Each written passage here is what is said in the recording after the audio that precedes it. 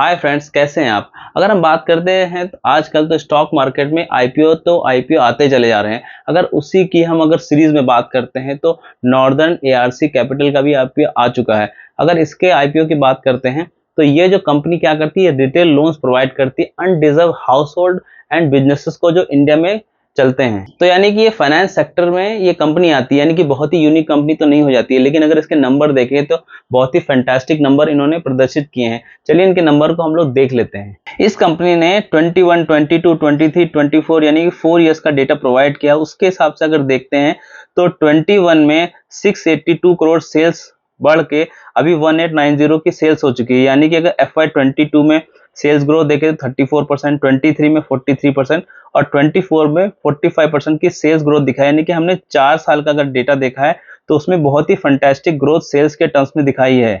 उसी तरीके से अगर हम प्रॉफिट की बात करते हैं तो 21 में 77 करोड़ से बढ़ के 22 में 182 करोड़ का प्रॉफिट हो चुका है, यानी 136% की फैंटास्टिक ग्रोथ दिखाई है। 23 में 33% की और 24 में 318 करोड़ का प्रॉफिट हो चुका है, जो कि 31% की ग्रोथ है। यानी कि अगर हम बात करें FY24 में उन्होंने बहुत अच्छा प्रदर्शन किया है। 45% की ग्रोथ सेल्स में दिखाई है और 31% की ग्रोथ उन्होंने प्रॉफिट में दिखाई है। ये आईपीओ जो है 16 सितंबर से स्टार्ट होगा, या 3 दिन के लिए नॉर्मली आईपीओ खुलता है। और अप्रोक्सीमेटली अगर देखा जाए जो नॉर्मल आईपीओ है तो उनका एक लॉट जो है 15,000 से कम का होता है। तो अगर इस आईपीओ की बात करें पर्सनली तो मैं इस आईपीओ में अप्लाई करूंगा, लेकिन ओनली फॉर लिस्टिंग गेन के लिए, क्योंकि मेरा ऑलरेडी रेपको होम फाइनेंस में ऑलरेडी मेरा होल्डिंग अच्छा खासा है और अच्छा खासा प्रॉफिट भी है।